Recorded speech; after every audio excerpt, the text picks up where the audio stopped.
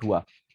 Nah, sebelum saya memaparkan untuk Yunus pasal 3 dan pasal yang keempat, mari terlebih dahulu kita tunduk kepala, kita berdoa. Tuhan, kami bersyukur dan kami berterima kasih kalau Tuhan telah memimpin acara Luk kemarin, dan kami sekali lagi mohon kiranya Engkau berkenan dan berbelas kasihan sehingga hari ini kami boleh kembali menikmati akan kelimpahan dan kedalaman dari firman Tuhan. Tuhan kiranya boleh memakai setiap perangkat yang kami gunakan dan jaringan internet, biarlah Tuhan berkati sehingga semuanya boleh mendukung untuk acara ini sampai selesai nanti. Berkati setiap anak-anak yang hadir dan ingin dan haus akan kebenaran firman-Mu, biarlah sekali lagi firman ini boleh menyegarkan kehidupan kami. Terpujilah nama-Mu Bapa, kami berdoa, menyerahkan semuanya ke dalam tangan Tuhan, dalam nama Tuhan Yesus kami berdoa, amin. Ya, sekali lagi selamat sore nih kepada kira-kira ada 118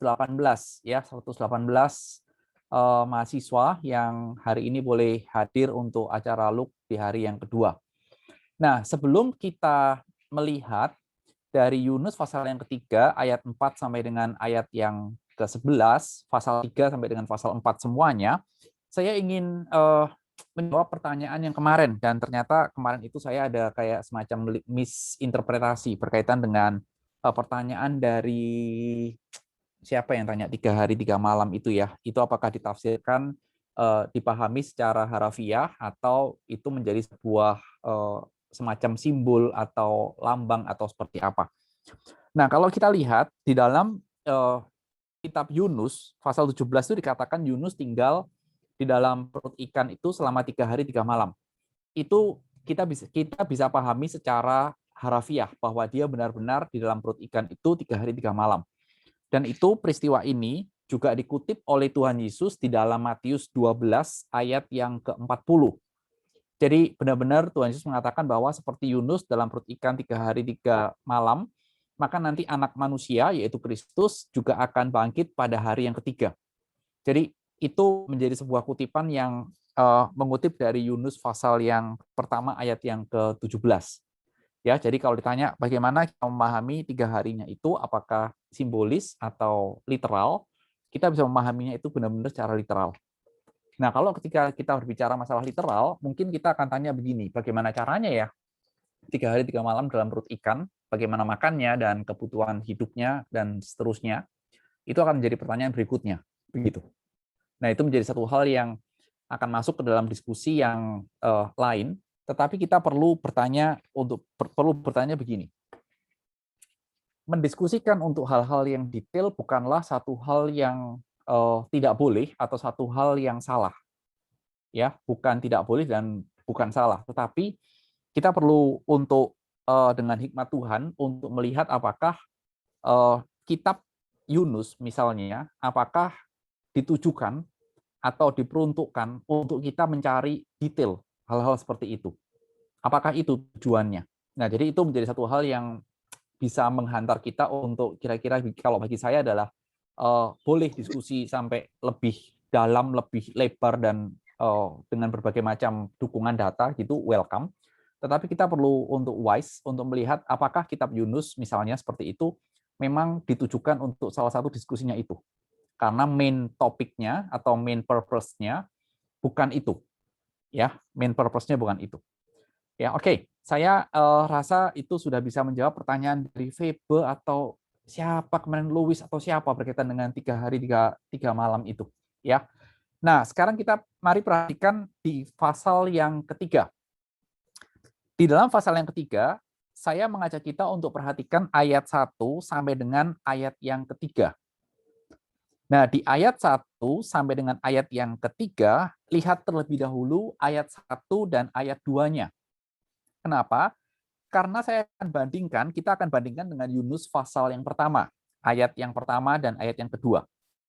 Nah, saya sudah siapkan di dalam PPT kita, lihat perbandingannya. Di pasal 1 ayat 1, dikatakan datanglah firman Tuhan kepada Yunus bin Amitai. Saya tidak bahas istilah bin Amitai itu, tapi bin Amitai itu ada yang menggambarkan bahwa itu adalah seperti Yunus itu adalah merpati, artinya merpati, dan bin Amitai itu adalah kira-kira pengertiannya adalah hamba yang setia. Jadi benar-benar itu tidak muncul di pasal yang ketiga.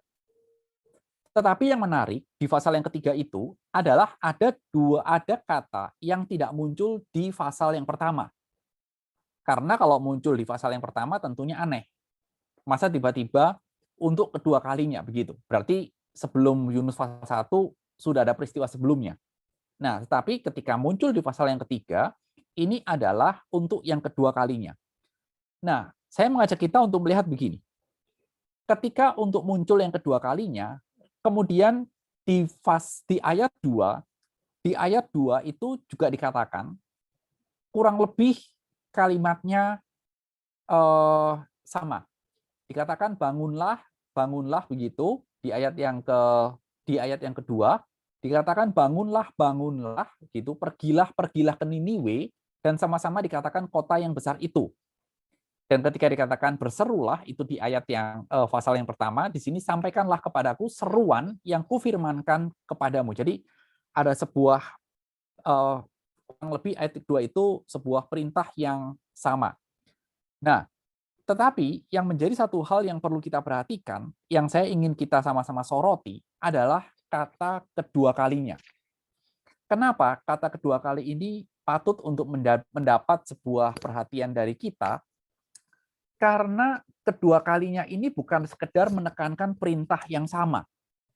Ya, bukan sekedar oh ini pengulangan perintahnya sama, mungkin Yunus lupa, mungkin Yunus perlu diingatkan. Bukan sekedar itu. Tetapi ini lebih kepada sebuah penekanan kepada kesempatan yang kedua. Jadi kalau kita perhatikan, ini tuh kesempatan yang Tuhan berikan kepada Yunus untuk yang kedua kalinya. Nah, sehingga kita lihat kesempatan kedua itu setelah melewati 2 pasal pertama. Kita tahu ceritanya, kita tahu kelakuan Yunus seperti apa di dalam cerita ini, gitu kan? Dia benar-benar mengatakan aku orang Yahudi, tapi ibadahnya, kesalehannya benar-benar hilang di dalam ketika dia melawan Tuhan dan dihajar ombak pun boleh dikatakan Yunus Yunus benar-benar keras kepala. Nah, sehingga kita perlu bertanya begini, kalau misalnya kalian jadi orang yang berkuasa, katakanlah kalian jadi Tuhan, kalian kasih nggak? Kita kasih nggak sih kesempatan kedua kepada orang seperti Yunus? Mau tidak sih kita berikan kesempatan kedua kepada Yunus? Silakan feedback. Ada yang mau menanggapi? Saya butuh tanggapan kalian. Kalau kalian menjadi orang atau menjadi Tuhan, kira-kira begitu. Misal nih, ada orang kayak Yunus dengan ceritanya di 2 pasal pertama seperti itu, masuk pasal ketiga, kalian kasih kesempatan nggak? Kesempatan itu kepada Yunus. Mau nggak mempercayakan tugas tanggung jawab kembali kepada Yunus? Kalau mau kenapa, kalau tidak kenapa? Yuk, silahkan. Tergantung. Thank you. Tergantung apa ini? Kasih, kan udah bertobat, Pak. Thank you nih, Hizkia. Yakin ya Yunus sudah bertobat ya? Yakin ya? Ntar, tenang aja, nggak apa-apa. Nggak apa-apa. Tergantung apa ini? Kasih. Wih, good. Kenapa dikasih?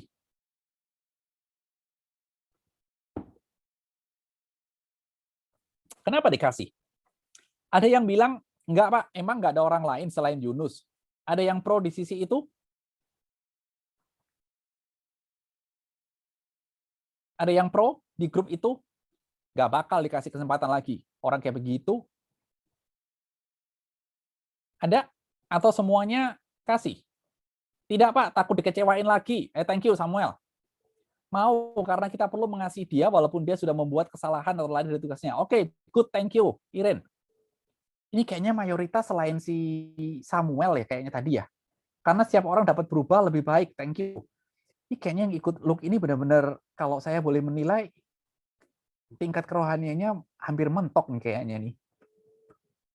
Kasih Pak, karena pasti Yunus akan melakukan yang terbaik setelah melewati 3 hari di perut ikan. Kita nanti lihat ya di pasal 3 ya, itu menarik banget. Itu menarik banget. Nah, kalau kita mengatakan, mungkin secara mayoritas, nggak ngerti lah di luar peserta loop ini kali ya, mungkin akan ada cukup mayoritas di luaran sana yang mengatakan setelah dia dikecewakan dengan satu orang, kesempatan kedua itu seringkali sulit untuk datang. Tapi terlihat sebuah gambaran bagaimana Allah dalam pengertian Yahweh di dalam kisah ini adalah Allah yang seperti apa. Di dalam kisah Yunus adalah Allah yang benar-benar kasih, yang benar-benar memberikan belas kasihan dan memberikan kesempatan kedua kali kepada Yunus. Nah, tapi kita perlu berhati-hati begini. Ketika kita belajar di dalam kitab Yunus, dan kita tahu bahwa dalam kitab Yunus adalah Allah, kita bisa menyimpulkan secara sederhana, Allah yang memberikan kesempatan, Allah yang berbelas kasihan, Allah yang mengasihi Yunus, dan seterusnya lah. Kalian bisa meneruskan kalimat saya. Tetapi dalam kitab Yunus ini, pola itu tidak bisa diterapkan di seluruh Alkitab. Nggak bisa. Nggak bisa. Itu bukan sebuah pattern yang kita bisa pegang, pasti seperti dalam kitab Yunus. No. Kenapa? Karena kalau kita perhatikan pola dalam Alkitab tentang kesempatan yang Allah berikan, paling tidak ini ada sebuah gambaran. Ya, ada sebuah gambaran yang bisa membuat kita harap-harap menyadari begitu tentang kesempatan kedua. Contoh di atas itu adalah dua tokoh, satu DPL dan satu DPB, yang sama-sama mendapat kesempatan kedua dari Tuhan. Ketika Abraham di Mesir, dia berbohong. Dan setelah diberikan kesempatan lagi kepada Tuhan, dia ditolong, dia berbohong lagi. Itu Abraham. Jadi kesempatan keduanya itu muncul. Petrus, Tuhan udah peringatin dia. Sebelum berkokok, engkau akan menyangkal aku. Petrus dengan teguh dan dengan yakinnya dia bilang, nggak bakal aku menyangkal engkau. Tapi ketika Tuhan ditangkap, dia mengikuti Tuhan, mengendap-endap, sampai akhirnya 3 kali ditanya oleh orang, engkau murid Tuhan, engkau bersama-sama dengan dia, bukankah engkau yang ada selalu bersama dengan dia? Ketiga-tiganya kalimat itu disangkal oleh Petrus. Dan ketika dia menyangkal, Tuhan melihat, Petrus ingat, Petrus menyesal, Petrus menangis, dan Tuhan memberi kesempatan yang kedua. Itu muncul bagi Abraham dan bagi Petrus. Tetapi bagi Adam dan Musa, tidak ada kesempatan kedua. Adam itu sekali melanggar, Tuhan nggak bilang loh, Adam, engkau sekali melanggar. Ada kesempatan kedua ya, jangan melanggar. No, Tuhan langsung konfront Adam dengan bertanya, di mana engkau? Dan ketika Tuhan mengkonfront Adam di mana engkau, bukan dalam arti loh, kok Tuhan jadi setelah Adam berbuat dosa, kok Tuhan jadi tidak maha tahu terhadap Adam yang telah berdosa. No. Tetapi ketika Tuhan bertanya, di mana engkau? Tuhan mau tahu, Tuhan mau Adam menjawab, di mana posisinya di hadapan Tuhan. Bukankah selama ini sebagai orang yang belum berbuat dosa, orang yang belum berdosa, Adam benar-benar ada di dalam hadapan wajah Tuhan. Tapi setelah dia berdosa, dia langsung sembunyi, dan Tuhan langsung tanya, di mana engkau? Begitu. Adam nggak ada kesempatan kedua, sampai akhirnya dia diusir. Musa, ada kesempatan kedua nggak? Nggak. Bayangin, 40 tahun dia telah pimpin bangsa Israel. Mendekati masuk tanah Kanaan. Begitu, ada peristiwa. Ketika Musa udah jengkel sama orang Israel, begitu, karena berkali-kali, berulang-ulang kali, dia benar-benar umat Israel itu boleh kata memberontak, bersungut-sungut, benar-benar bebal, sampai akhirnya dia bilang bahwa saat itu nggak ada air. Dan Musa bilang, pengalaman yang lalu bahwa Tuhan akan provide, Tuhan akan sediakan. Dan Tuhan bilang sekali lagi kepada Musa, ketika Musa berdoa pada Tuhan, Tuhan nggak ada air. Tuhan bilang apa? Engkau berbicara kepada batu. Tuhan bilangnya apa? Ngomong aja pada batu, batu keluarin air, kira-kira begitu ya. Air keluar nggak dari batu itu? Keluar. Tapi apa yang dilakukan oleh Musa? Pakai tongkatnya diketok batu itu. Ngapain? Padahal dia tinggal ngomong loh. Batu keluarin air, kelar. Tapi dengan ketok batu, nggak ngerti. Bayangan saya, imajinasi saya mengatakan Musa itu udah kesel banget, emosinya udah memuncak, emosinya disalurkan dengan ketok aja tuh batu. Duar begitu udah. Keluar air. Airnya keluar nggak? Keluar. Tapi Tuhan bilang, engkau melanggar. Aku bilang, berkata, kenapa engkau ketok? Cuman berkata dengan mengetok loh. Berkata dengan memukul. Sama-sama dua-duanya keluar air. Tapi Tuhan nggak ada toleransi. Sampai akhirnya Tuhan bilang apa? Engkau nggak boleh masuk tanah Kanaan. Sakit hati nggak kalau jadi Musa? Aduh, gara-gara cuman kenapa sih emosi menguasai, pukul batu begitu, akhirnya nggak boleh masuk tanah Kanaan. Musa hanya bisa melihat dari atas tanah Kanaan seperti apa. Nah, sehingga pola kesempatan kedua ini benar-benar menjadi sebuah pola yang kita bisa lihat tidak bisa kita terapkan apa yang ada dalam kitab Yunus, ada kesempatan kedua kali itu benar-benar menjadi sebuah pola. Ketika kita gagal, akan ada kesempatan dua kali. No, nggak bisa. Sehingga ketika kita dalam konteks ini, saya tidak ada di dalam slide saya dan tidak ada dalam pertanyaan refleksi saya, sehingga kita tidak bisa mengatakan bahwa hari ini aku berdosa, Tuhan pasti ampuni dan pasti akan ada kesempatan kedua aku untuk bertobat. Belum tentu. Belum tentu. Sehingga ini menjadi sebuah satu hal. Ketika kita melihat adanya kesempatan yang kedua, kesempatan kedua itu belum tentu ada. Sehingga ketika ada kesempatan yang Tuhan berikan, kita harus melihat itulah kesempatan terakhir yang Tuhan berikan kepada kita dan belum tentu ada lagi. Sehingga ini menjadi satu hal yang benar-benar harus menjadi sebuah refleksi, menjadi satu hal yang kita pegang. Bukan dalam pengertian pasti ada kesempatan kedua. No. Ada dua contoh yang saya berikan dan kalian bisa cari lagi contoh-contoh yang lain. Adakah kesempatan kedua dan ada tidak yang Tuhan tidak kasih kesempatan? Silakan digali. Tapi paling tidak dua contoh itu bisa memberikan sebuah gambaran pada kita. Kesempatan kedua tidak selalu datang. Ya. Dan ini sebuah pertanyaan refleksi yang nanti silakan kalian bisa diskusikan dalam breakout room. Dan kemudian saya akan melanjutkan di ayat 3b. Nah, di ayat 3b ini menjadi satu hal yang kita bisa lihat bahwa kota yang besar itu di dalam pasal 1 ayat 2 muncul kota yang besar itu. Dan boleh dikatakan besar itu tidak hanya secara ukuran. Kita akan tahu bahwa 3 hari perjalanan luasnya, ya 3 hari perjalanan luasnya itu kita bisa ukur lah. Nah, tapi saat itu kota Niniwe itu ada 120.000 penduduknya. Itu dicatat di dalam pasal 4 bagian yang terakhir. Dan di pasal 3 ayat 2 muncul lagi kota yang besar itu, Great City.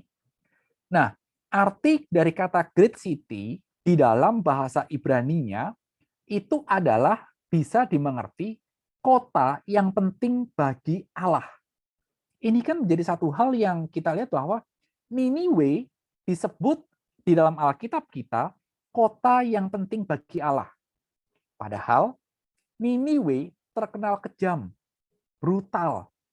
Bangsanya itu seperti itu.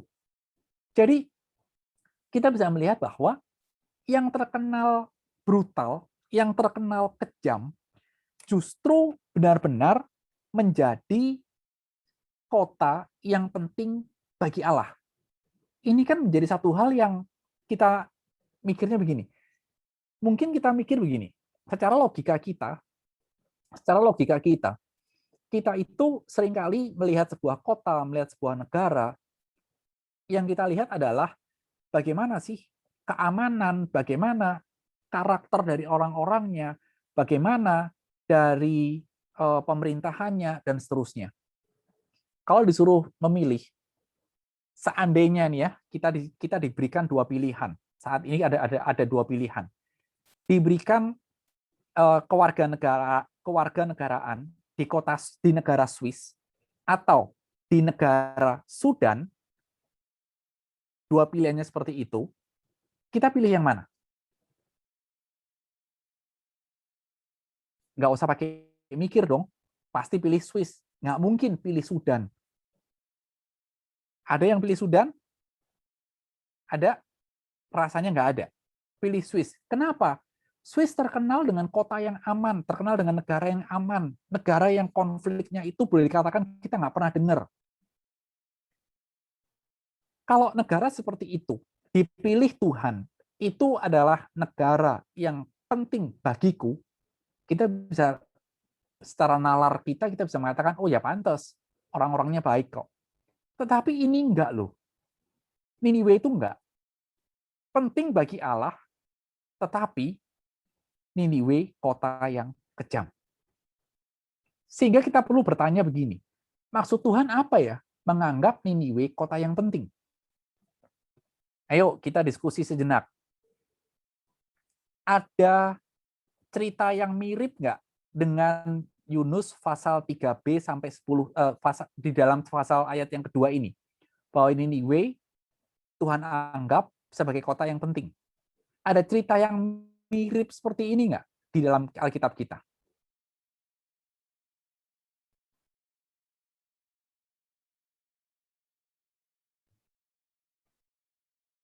Sudan aja sampai terpisah-pisah. Sodom dan Sodom Gomora. Ayo, jawab pertanyaan saya. Ada cerita yang mirip nggak dengan cerita ini? Kira-kira konsepnya mirip.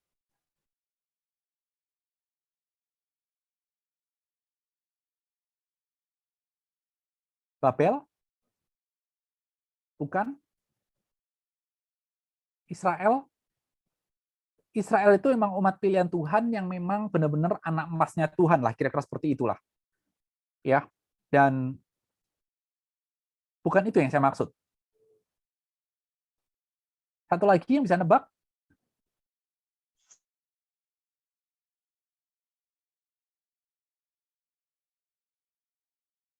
Ada satu lagi yang bisa kalian tebak? Yang bisa nebak? Roma? No. Cerita yang mirip dengan pasal 3 ayat 2 adalah Saulus. Saulus lihat kisah hidupnya sebelum menjadi Paulus.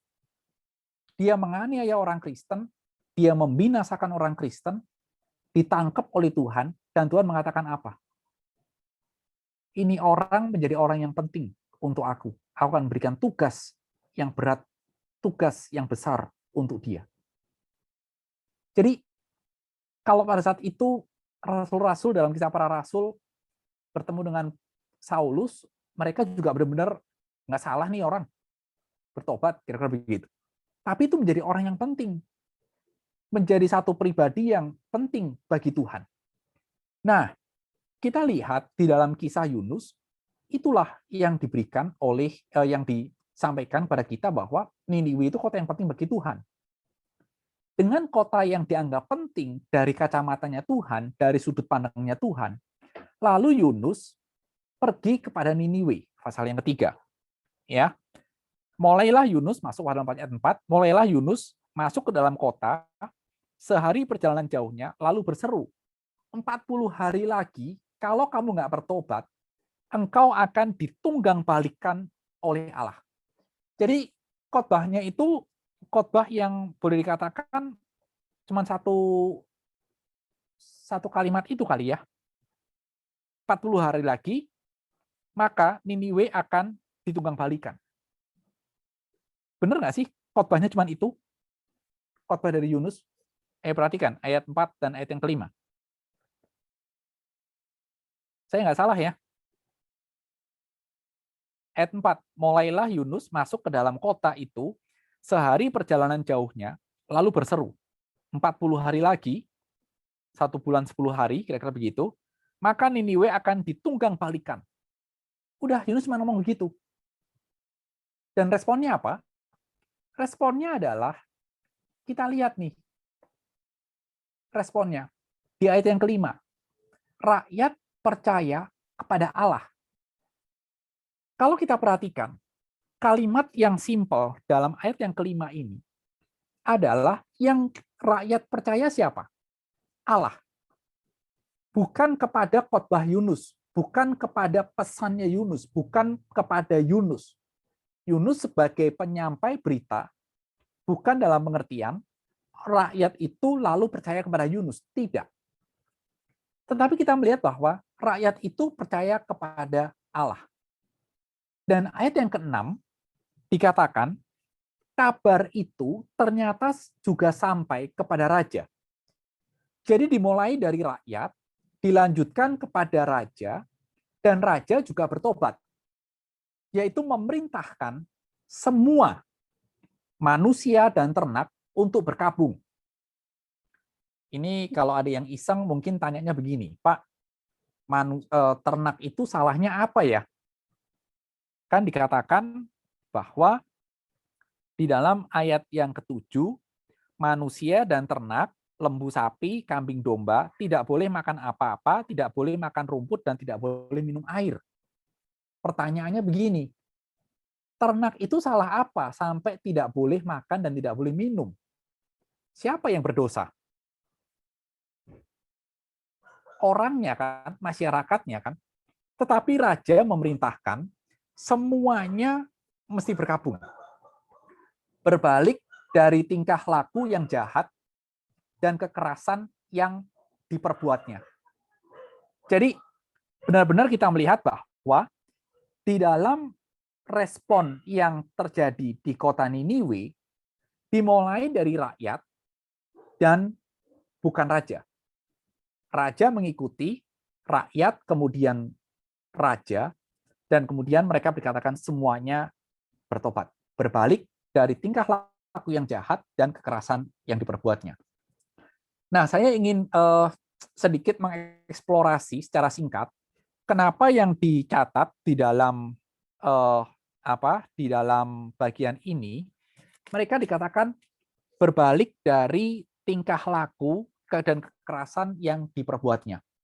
Kalau kita melihat dalam bagian ini adalah semuanya adalah action. Tingkah laku yang jahat, kekerasan yang diperbuat, jadi ada do, ada sesuatu yang dilakukan, dan itu semuanya jahat.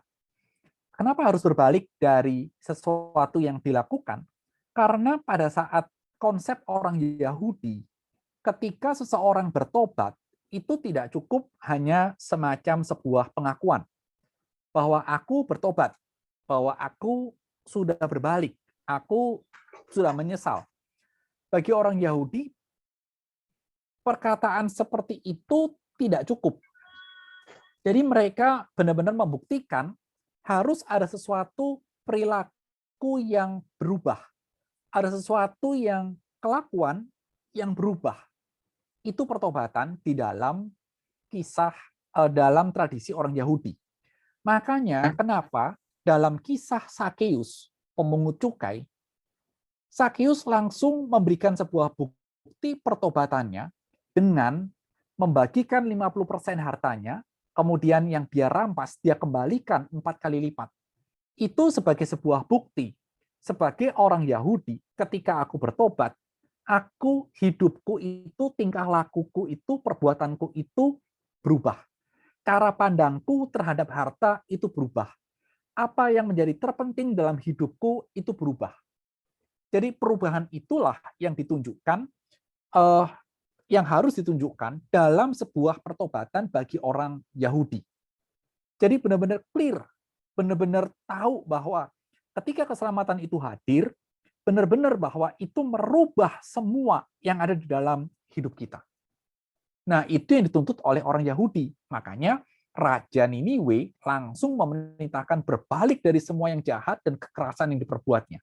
Sehingga bisa dibayangkan, saat itu kondisi Niniwe yang super jahat, yang super kejam, ketika dikatakan berbalik, kita bisa bayangin dong, bahwa bagaimana kondisi dari bangsa dan kota Niniwe. Semuanya berubah total.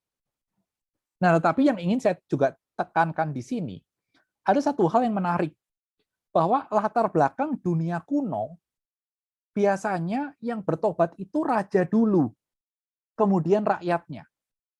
Tapi dalam kisah ini, rakyat dulu, baru raja. Ingat kisah Daniel.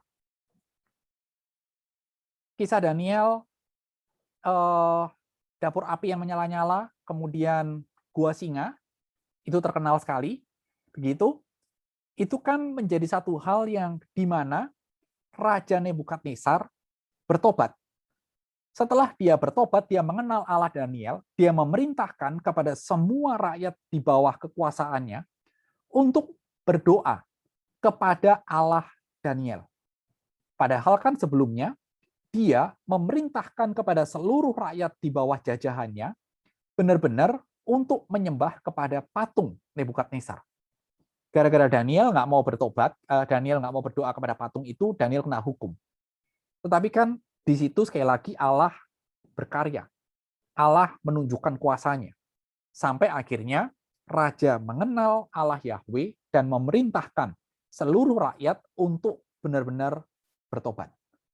Nah, sehingga di sini kita bisa melihat dalam kisah Yunus ini, rakyat bertobat dan raja bertobat itu bukan karena perintah raja. Karena kalau dalam kisah Daniel, rakyat di bawah pemerintahan Nebukadnezar saat itu bertobat karena apa? Diperintahkan oleh raja, bukan karena sebuah kesadaran. Tetapi dalam kitab Yunus ada sebuah kesadaran yang dimiliki oleh rakyat sehingga mereka benar-benar berbalik, mereka benar-benar percaya kepada Allah Yahweh itu. Sehingga kita bisa melihat di dalam slide saya yang saya merahin ini.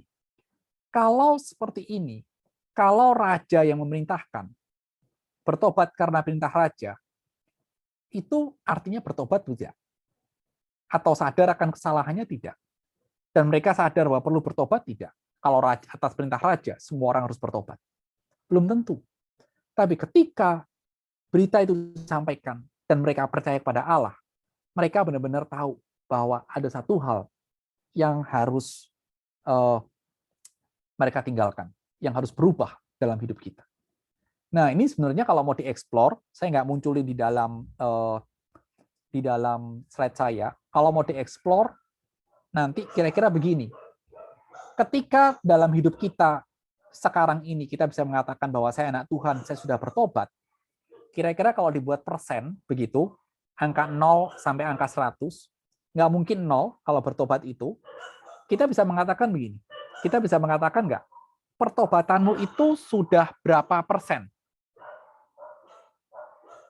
Kalau kita lihat secara Sakeus, kita lihat dalam kisah ini, tentang Yunus dan orang-orang Niniwe, kita bisa mengasumsikan secara sederhana 100% mereka bertobat.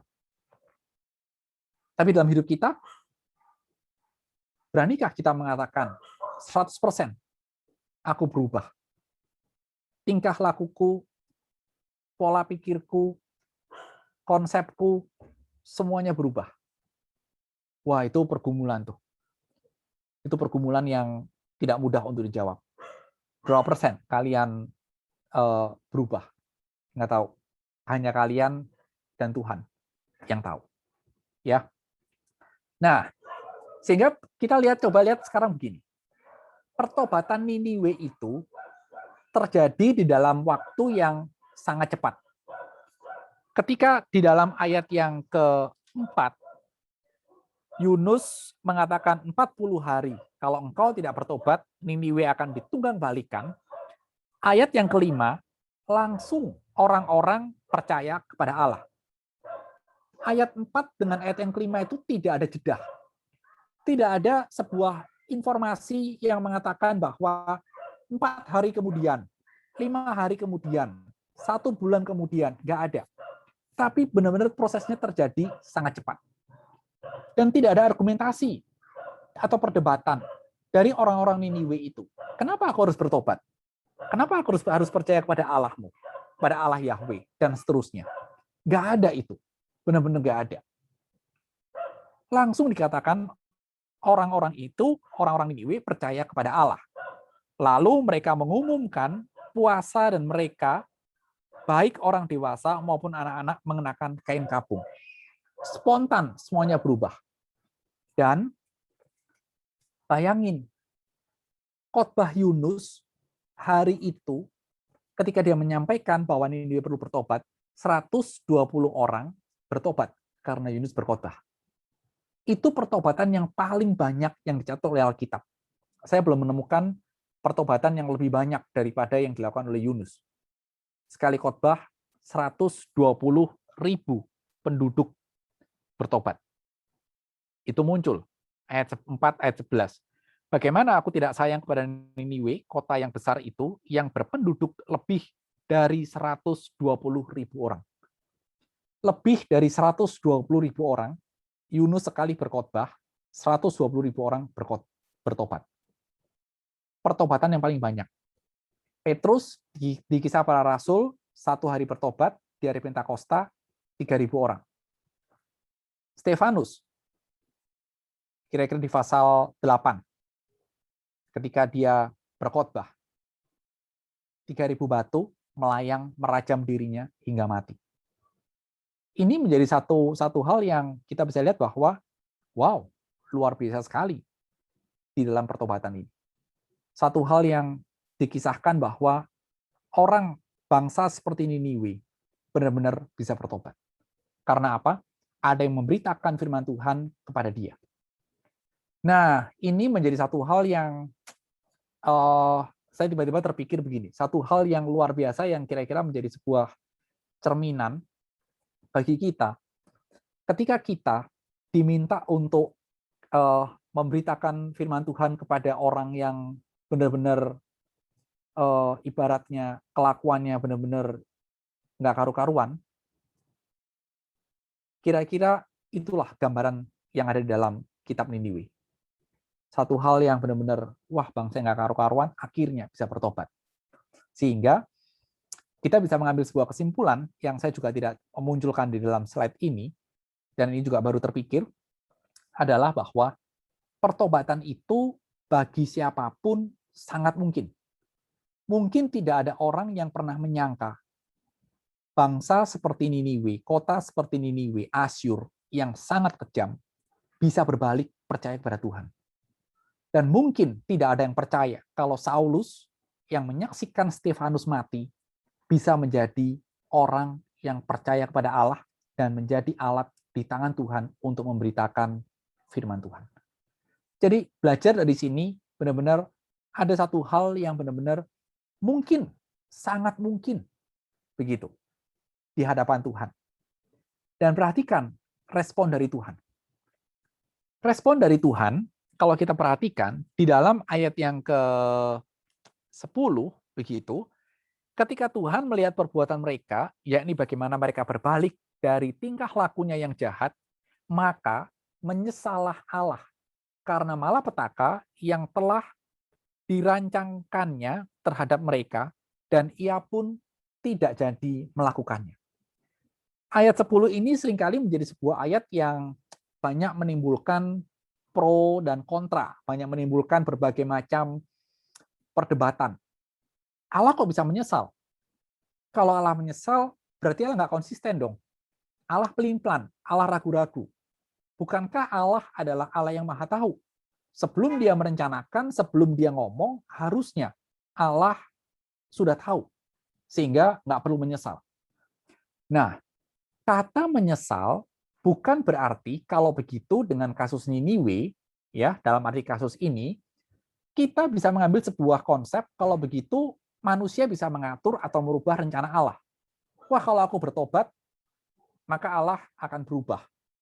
Maka Allah akan menyesal. Maka Allah akan begini, maka Allah akan begitu. Ini menjadi satu hal yang kita perlu benar-benar waspada, benar-benar perlu hikmat. Karena seringkali di dalam hidup kita, kita punya konsep yang muncul di dalam perjanjian lama. Yaitu apa? Taat, berkat, tidak taat, kutuk. Konsep itu seringkali melekat di dalam kehidupan kita. Sehingga ketika kita ngerasa bahwa hidupku kok banyak sialnya ya, hidupku kok banyak nggak diberkati ya, sehingga kalian mulai mencari apa yang salah dalam diri kalian. Dan kalian merasa bahwa, oh iya, ada dosa ini, ada dosa itu, kalian jahat, kalian iri, kalian cemburu, kalian, dan seterusnya lah. Kemudian kalian merasa, aku bertobat. Seringkali orang menganggap bahwa ketika aku bertobat, orang mengharapkan aku taat, aku dapat berkat.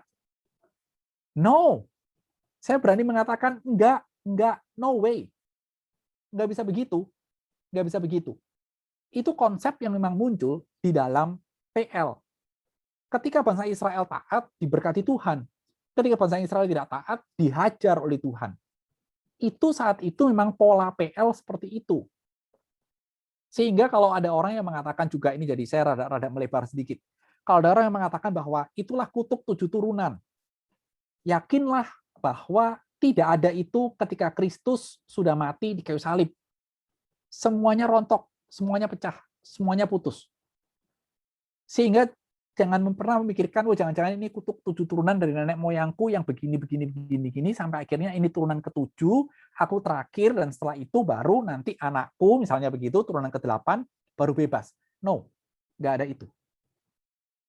Jadi konsep yang kata menyesal, sehingga kita mengatakan kalau begitu aku bisa mengatur dengan Allah, itu seringkali kita terapkan di dalam kehidupan kita, dengan sebuah pemahaman, kalau aku taat, aku pasti dapat berkat. Kalau aku nurut sama Tuhan, pasti aku dapat ini. Kalau aku begini, pasti aku akan tidak celaka. Itu tidak ada di dalam prinsip Alkitab. Perjanjian Baru tidak pernah mengajarkan itu. No. Karena dalam Perjanjian Baru, Tuhan mengatakan, kalau engkau ikut Tuhan, pikulah kuk, pikulah salib. Itu yang diminta oleh Tuhan kalau kita mau mengikut Tuhan. Ya. Nah, sehingga kita mesti ambil sebuah pemahaman dasar bahwa Allah itu tidak pernah merubah ketetapan ilahinya. Yakinlah itu. Allah itu konsisten, bukan inkonsisten. Kalau Allah bisa menyesal, Allah bisa inkonsisten, saya nggak mau punya Allah yang seperti itu. Kenapa?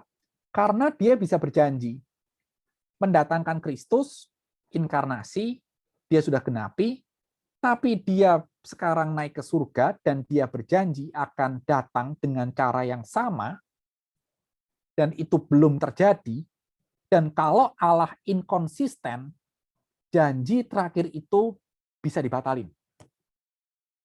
Dan bayangin kalau janji terakhir dibatalin, ternyata dia nggak datang. Mau jadi apa kita? Allah bukan Allah yang seperti itu. Allah adalah Allah yang konsisten. Ya, ketetapan ilahinya itu kekal, nggak bisa digoyang oleh apapun. Sehingga bagaimana kita harus memahami kata menyesal. Nah, menyesal ini artinya begini, bukan Allah membatalkan hukuman bagi Niniwe, tetapi hukuman bagi Niniwe itu diambil oleh Allah, ditanggung oleh Allah.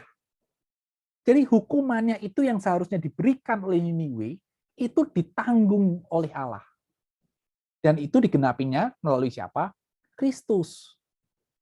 Jadi kematian dan kebangkitan Kristus itu benar-benar memberikan sebuah penggenapan bahwa aku menyesal akan menghukum engkau. Aku tidak jadi menghukum engkau, hukumanmu yang harusnya engkau tanggung, aku yang nanggung. Dengan cara apa? Kristus. Begitu. Nah, ini kan menjadi satu hal yang kita lihat, bahwa di ayat yang ke-10 adalah Allah menyesal untuk mendatangkan malapetaka. Dalam pengertian, ya udah karena engkau bertobat, aku yang tanggung dosaku. Aku yang tanggung dosa-dosamu. Ya. Nah, sehingga ini menjadi satu hal yang kalian coba pikirkan, diskusikan nanti dalam breakout room. Ketika kita bertobat karena apa nih? Begitu. Ya, ada faktor apa? Atau tujuannya apa kita bertobat dalam hidup ini? Kalau kita bertobat menjadi orang Kristen, aku percaya pada Kristus. Supaya apa? Supaya aku bisa memiliki hidup seperti pemiliknya Facebook, si Mark.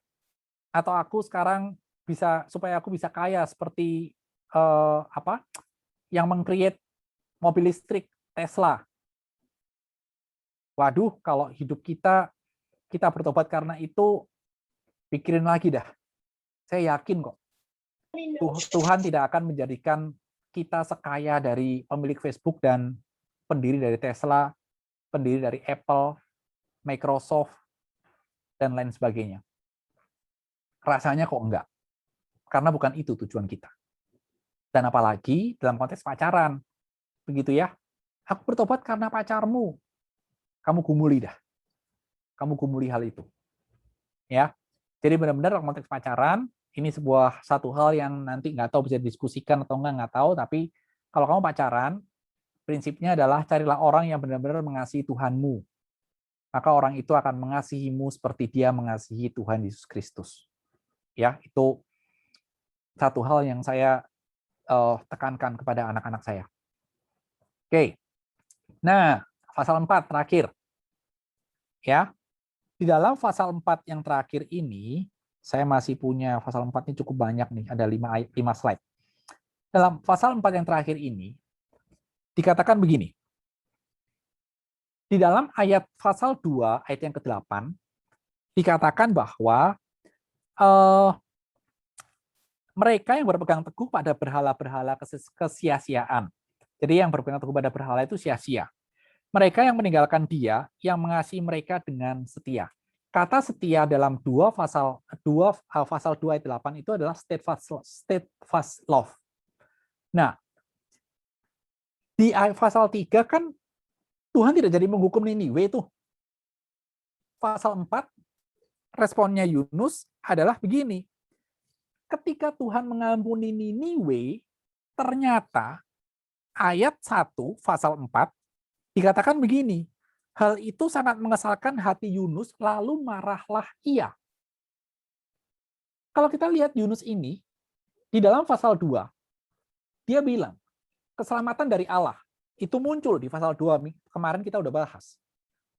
Ya, dan dia tahu yang membebaskan dia dari jalur kematian, turun ke bawah,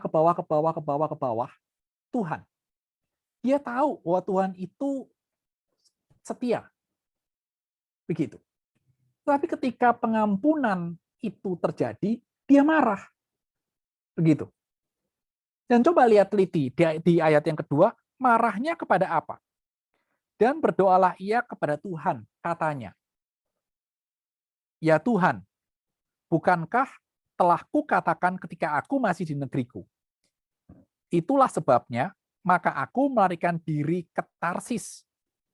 Jadi Yunus sebenarnya sudah menduga, Yunus tahu kira-kira begitu, bahwa Tuhan akan mengampuni. Taunya dari mana? Karena dikatakan nih, sebab aku tahu bahwa engkaulah Allah yang pengasih dan penyayang. Itu atribut Allah muncul loh. Yang panjang sabar dan berlimpah kasih setia. Itu muncul semua. Serta yang menyesal karena malapetaka yang hendak didatangkannya. Yunus tahu atribut Tuhan. Yunus tahu sifat Allah. Pengasih, penyayang, panjang sabar, berlimpah kasih setia. Tetapi dia nggak suka. Dia nggak senang. Ini kan menjadi satu hal yang kalau boleh dikatakan egois banget begitu. Dia tahu Tuhan penyayang, Tuhan pengasih. Kalau Tuhan penyayang, Tuhan pengasih, Tuhan pasti akan mengasihi, Tuhan pasti akan menyayangi semua ciptaannya. Dan paling tidak, Tuhan mengasihi semua ciptaannya melalui apa? Wahyu umum. Matius, Injil mengatakan, entah Matius kayaknya, seingat saya di Matius. Matius mengatakan, Tuhan menerbitkan matahari, memberikan sinar matahari baik kepada orang baik ataupun pada orang jahat. Tuhan menurunkan hujan baik kepada orang yang dikasihi dan orang yang tidak dikasihi. Semua orang dapat tuh. Nggak ada petani yang tidak percaya kepada Tuhan, yang hujan tiba-tiba bisa milih. Oh ini ladang, ini lahan, di mana bukan anak Tuhan, maka nggak usah ada air. No. Di mana hujan turun, semua dapat. Nggak peduli, mau agama apapun, Tuhan kasih. Itu kan menjadi satu hal yang muncul dalam bagian ini. Bahwa Yunus tahu Allah itu pengasih, penyayang, panjang sabar, berlimpah kasih setia. Sehingga ketika dia marah, ketika dia tidak suka dia tidak senang. Dia tahu atribut Tuhan, dia tahu sifat Tuhan, tapi itu menjadi sebuah pergolakan. Menjadi sebuah pergolakan yang ada di dalam batinnya, yang ada di dalam dirinya. Sehingga kalau kita bertanya, kenapa sih Yunus seperti itu? Balik ke latar belakang kitab Yunus. Yang membuat Yunus marah, Yunus benci kepada Niniwe, ada kemungkinan keluarganya dibantai di hadapan dia. Wah, itu kan nyakitin banget. Sebagai manusia, nggak ada orang yang bilang keluarga kita dibantai di hadapan kita dan kita mengatakan langsung spontan, aku mengasihimu. Waduh, itu kalau buat saya sulit sekali. Sangat-sangat sulit sekali. Secara manusia itu pergumulannya nggak gampang. Secara psikologis pergumulannya nggak gampang. Bisa nggak mengampuni? Bisa. Tapi itu susahnya setengah mati. Sedikit cerita. Ya. 1991,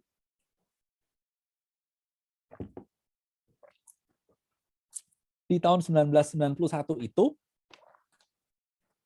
cici saya meninggal. 1991, kira-kira 20 tahun yang lalu ya. 30 tahun yang lalu. 30 tahun yang lalu itu cici saya meninggal. Meninggalnya secara sederhana adalah karena dia dibonceng motor oleh temannya, kemudian dia jatuh begitu, dia jatuh dari motor dan kemudian tertabrak dari arah yang berlawanan, tertabrak mobil dan meninggal di tempat.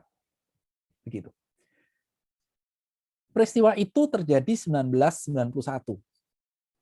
Dan ketika peristiwa itu saya alami, satu keluarga, saya nggak tahu pergumulan adik saya seperti apa begitu, tapi saya itu benar-benar bisa kesel banget loh sama temennya yang ngebonceng dia. Waduh, itu benar-benar ngeselin. Udah benar-benar ngeselin dah. Sampai akhirnya benar-benar sampai saya tuh bilang dalam pergumulan saya begini, Tuhan, kalau Engkau minta aku untuk mengampuni dia, enggak lah. Udah terserah lah. Tuhan mau berbuat apa kepada aku, terserah. Tuhan, hari ini Engkau minta aku untuk mengampuni dia. Enggak. Itu pengalamanku. 1991. Dan kapan akhirnya aku bisa mengatakan, Tuhan, ampuni aku dan aku mengampuni dia? Kurang lebih setelah 4 tahun.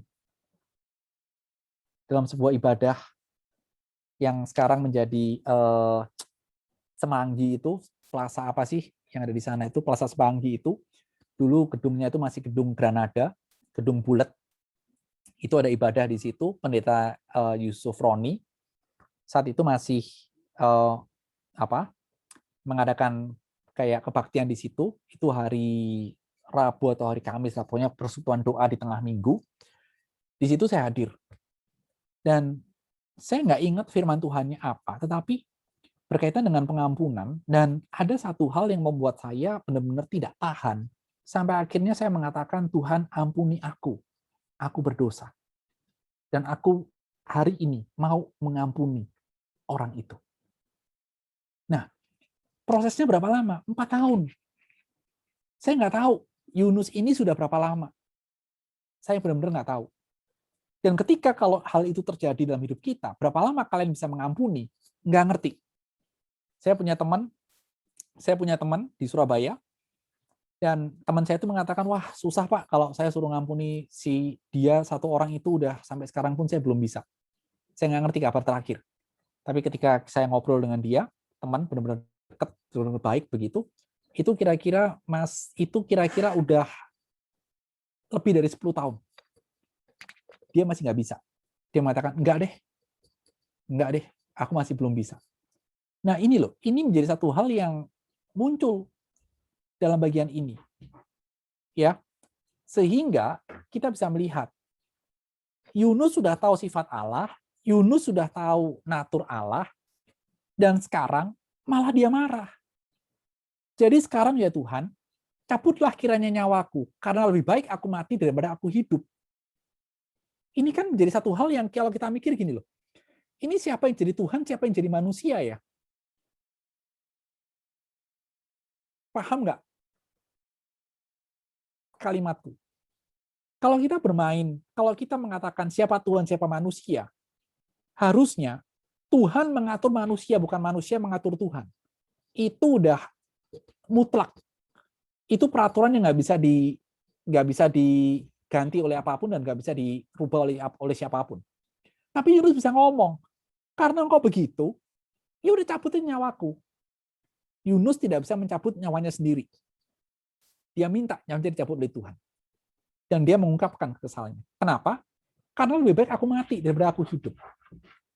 Ini kan menjadi satu hal yang kalau kita lihat kemarahan Yunus dalam pasal 4 ini, ayat 3, begitu, ini kan banyak sekali.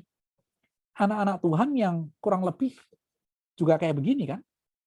Kalau udah marah sama Tuhan, saya nggak ngerti nih, ada 129 peserta. Berapa banyak yang pernah marah pada Tuhan dan berapa banyak yang nggak pernah marah pada Tuhan, saya nggak ngerti dah. Tapi saya pernah marah pada Tuhan. Begitu. Dan ketika kita marah sama Tuhan kan kita benar-benar kita maunya ngatur Tuhan. Tuhan begitu sih. Nggak buka jalan, Tuhan begitu sih. Hidupku dibuat susah, Tuhan begitu sih. Maunya apa sih? Mati aja aku. Kita mesti ingat, kita sejak awal penciptaan, kejadian pasal yang pertama, Tuhan tidak pernah set satu kali pun sebelum manusia jatuh dalam dosa, manusia diciptakan untuk mati. No. Nggak ada loh. Coba cari itu, kejadian 1 dan kejadian 2. Ada nggak Tuhan bilang, aku menciptakan kamu dengan tujuan akhir adalah untuk mati. Nggak ada. Dosa yang membuat kita mati. Harus mati, itu dosa. Tujuan kita dicipta adalah untuk apa? Untuk hidup bersekutu dengan Allah. Makanya itulah yang muncul di dalam Westminster Confession of Faith. Apa tujuan hidup manusia? Di awal langsung dituliskan, untuk hidup memuliakan Tuhan. Karena itulah yang muncul dalam kitab Kejadian. Menarik kan? Nah, sehingga ketika orang Kristen boleh dikatakan hidup kita ngambek dengan Tuhan, seringkali kita kayak Yunus. Dan kalau Yunus mengatakan lebih baik aku mati, saya mengajak kita untuk memahami, ya lebih baik matilah bagi Yunus untuk tidak melihat atau menyaksikan bangsa yang lalim dan kejam itu mendapat belas kasihan dari Tuhan.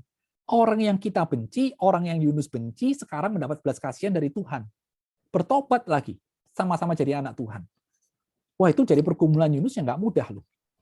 Ini benar-benar menjadi sebuah pergumulan yang, sulit buat Yunus. Tetapi coba perhatikan, di pasal 4 ini, sebenarnya kalau kita baca secara baik-baik, sebenarnya apa sih yang ingin Tuhan sampaikan kepada pembaca? Apa sih yang ingin Tuhan beritakan kepada pembaca kitab Yunus ini? Itu yang menjadi satu hal yang kita perlu benar-benar perhatikan. Nah, sehingga ini aplikasi atau sebuah refleksi yang bisa didiskusikan. Bahwa kita tahu sifat Allah, pengampun, penyayang, dan sebagainya. Dan adakah orang yang melukai hidup kita atau keluarga kita sampai kita berani bilang, dia diampuni, lebih baik aku masuk neraka. Dia di neraka, aku di surga. Aku di surga, dia di neraka. Nah, kira-kira ada nggak yang kayak begitu? Ya, nggak sudi kira-kira satu komplek di surga bersama-sama dengan orang yang nyakitin kita. Nah, ini menjadi satu hal yang kita lihat nih. Dan satu hal yang perlu kita diskusikan juga nanti adalah Yunus itu kok rasanya nggak seneng gitu loh. Kalau ada orang Niniwe, orang yang nyakitin dia, mendapat berkat dari Tuhan. Begitu. Dan ini juga terjadi nggak dalam hidup kita. Kita iri kepada orang lain yang mendapat berkat dari Tuhan, lebih dari kita. Nah, ini juga menjadi sebuah refleksi dan cerminan untuk hidup kita. Nah, sehingga ketika Yunus lari, ini menjadi satu hal yang perhatikan. Ketika Yunus lari di ayat yang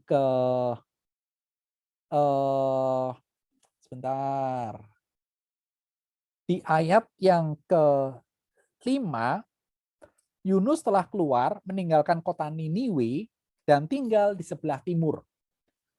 Nah, ini menjadi sebuah cerita atau menjadi sebuah kata yang menarik. Ketika Alkitab mengatakan, di Yunus dikatakan pergi ke timur. Timur itu dalam Alkitab, dalam beberapa cerita, itu identik dengan melawan atau meninggalkan Tuhan. Jadi kalau kalian tanya, kok Yunus ke timur ya? Kenapa dia nggak ke barat? Kenapa dia nggak ke utara? Kenapa dia nggak ke selatan? Karena di dalam perjanjian lama, timur itu melambangkan, bisa dimengerti, cerita-ceritanya itu adalah orang-orang yang melawan Tuhan. Adam dan Hawa, kitab Kejadian. Setelah dia berdosa, Allah menghalau manusia itu pergi ke sebelah timur. Itu dihalau ke sebelah timur. Kain, setelah membunuh Habel, pergi ke tanah Nod, sebelah timur Eden. Lot, dia memandang lembah yang hijau. Dia memilih daerah timur. Ini timur ini menjadi satu hal yang kita lihat bahwa identik dengan satu pemahaman meninggalkan atau melawan Tuhan. Tetapi menariknya, kalau kalian baca di dalam kitab Mazmur juga menjelaskan seperti penjaga yang berjaga-jaga sampai subuh menantikan terbitnya matahari. Matahari terbit dari mana? Timur. Sehingga kalau kita memadukan, ini hari menjadi diskusi saya dengan istri saya, kalau ketika kita memadukan dua hal ini, kita bisa memikirkan apa artinya kalau begitu dalam Alkitab. Ketika mengatakan timur diidentikan atau identik dengan jauh dari hadapan Tuhan. Tetapi pemazmur juga mengatakan seperti penjaga yang menantikan fajar yang menyingsing muncul dari timur. Dalam pemahaman saya yang sederhana dan yang terbatas ini, saya memahaminya adalah meskipun meninggalkan Allah, meskipun di dalam keberdosaan yang begitu amat berdosa, di situ tetap ada anugerah atau harapan di mana Allah muncul dalam hidup seseorang. Kenapa? Karena Yesaya mencatat, dosamu merah seperti kirmisi, ketika Tuhan mengampuni, putih seperti bulu domba. Nah, ini menjadi satu hal dalam Alkitab yang muncul dan harus menjadi sebuah perenungan kita. Dan ternyata di timur itu, secara geografis dalam konteks kitab Yunus, itu adalah menuju kepada padang pasir yang panas. Dan ada bila angin timur yang bertiup, pasir itu berterbangan. Sehingga panasnya itu benar-benar menjadi berlipat-lipat kali ganda. Sehingga itulah yang membuat Yunus akhirnya, begitu di ayat yang ke-8, setelah matahari terbit, menyakiti kulitnya, dia makin marah. Lebih baik aku mati daripada hidup. Dan Tuhan bilang, layakkah engkau marah? Dan layakkah engkau, boleh dikatakan, menyayangi menyayangi pohon jarak daripada orang-orang Niniwe. Jadi 6 sampai dengan 8 kita lihat dengan penentuan Allah, semua itu Allah atur. Allah benar-benar atur tumbuhnya pohon jarak. Kemudian fajar menyingsing.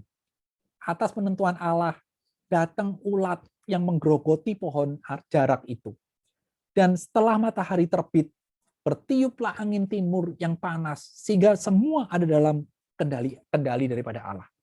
Jadi kalau kita lihat di dalam pasal yang keempat, secara global, kita bisa melihat bahwa disitulah penulis mau menekankan tentang karakteristik dari Allah. Sehingga itulah sebabnya di dalam ayat 10 dan 11 ditutup dengan sebuah pertanyaan. Lalu Allah berfirman, engkau sayang kepada pohon jarak itu, yang untuknya sedikit pun engkau tidak berjerih payah dan tidak engkau tumbuhkan. Tuhan dengan jelas bilang pada Yunus, engkau lebih sayang pohon jarak, karena engkau tidak numbuhin, engkau tidak tanam, tapi tumbuh. Begitu. Ya, yang tumbuh dalam satu malam dan binasa dalam satu malam pula. Bagaimana aku tidak akan sayang kepada Niniwe, kota yang besar itu. Muncul kota yang besar, kota yang penting itu bagi aku, yang penduduknya lebih dari 120.000 orang, yang semuanya tak tahu membedakan tangan kanan, tangan kiri dengan ternak yang banyak. Ditutup dengan sebuah pertanyaan yang menunjukkan bahwa sekali lagi karakter Allah, sifat Allah itu ditegaskan. Kamu lebih percaya kepada pohon jarak, aku lebih sayang kepada Niniwe, bangsa yang jahat itu. Selesai. Sehingga kita melihat bahwa inilah yang muncul dalam 4 pasal di dalam kitab Niniwe. Sehingga ini nanti menjadi sebuah diskusi kalian. Bagaimana pemahaman kita akan kasih Allah? Karena pasal 4 benar-benar menekankan karakter Allah itu kuat banget muncul dalam ayat yang keempat. Dan sebenarnya ketika kita tahu bahwa kitab Yunus yang 4 pasal ini kita baca memiliki sebuah tujuan, kalau engkau bertobat, engkau diselamatkan. Engkau berbalik kepada Allah, Allah menyelamatkan. Sehingga bagaimana kita pemahaman kita akan kasih Allah dan bagaimana penerapan itu kasih itu kepada orang-orang bagi dalam kehidupan kita dan bagi orang-orang sekeliling kita. Ya. Nah, ini yang saya bisa sampaikan dan thank you sudah mendengarkan pemaparan saya dalam 2 hari ini dan silahkan kalau ada yang bertanya. Hari ini saya lebih panjang pakai sesinya. Ya. Silahkan kalau ada yang mau tanya. Terima kasih Pak Luk buat penyampaian materinya luar biasa untuk 2 hari ini. Sangat menyeluruh tentang kitab Yunus dan aku personally belajar banyak sih dari penggalian Bapak.